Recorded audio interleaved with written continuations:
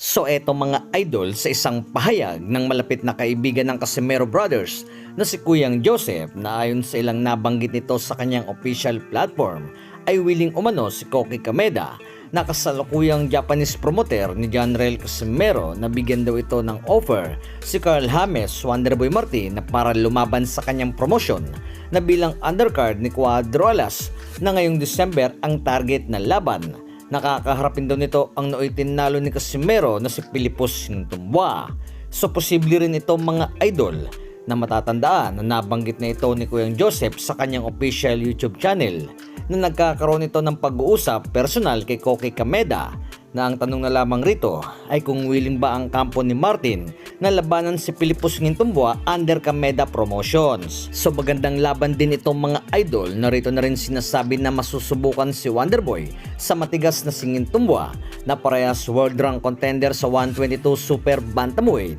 na siya naman nating masisiguro na kung sakaling palagan ito ni Martin ay mawawala sa isipan ng mga boxing fans ang sinasabing hanggang magtatahol lamang ito, kung saan ngay isa itong si Pilipos Ngintumbua ang tinuturing sa ngayon na isang dikalibring boksingero, na sa ngayon ngay wala pang napipintang laban si Wonderboy at Pilipos ngayong taong ito, na malay natin mga idol mapagkasunduan. Na matatandaan naman na ayon umano sa isang insider ng MP Promotions ay handa raw silang lumaban kay Pilipos Ngintumbua na basta ang kampo nito ni Pilipos ang magpo-promote ng laban at sa mapag-uusapang bayad kay Wonderboy. So base na rin mga idol sa ilang nabanggit na ito ni Kuyang Joseph na offer umano ni Kameda sa labang Wonderboy kontra Ngintumbua under Kameda Promotions, ay tila hindi naman ito mabibigo sa ibibigay na bayad. So ilan naman mga idol sa naging banat na ito ni Kuya Lods ay magkakaroon nga raw sila ng big announcement sa laban ni Casimero ngayong December, kung saan ngayon dito naman pinag-uusapan na mukhang sina Oya Inoue na ang makakaharap nito. So ilan lamang ito sa hype ni Cuadro Alas na wala na nga daw itong pakialam sa lahat ng titulo ni Inoue sa 122, na basta hawak lamang daw nito ang Ring Magazine belt.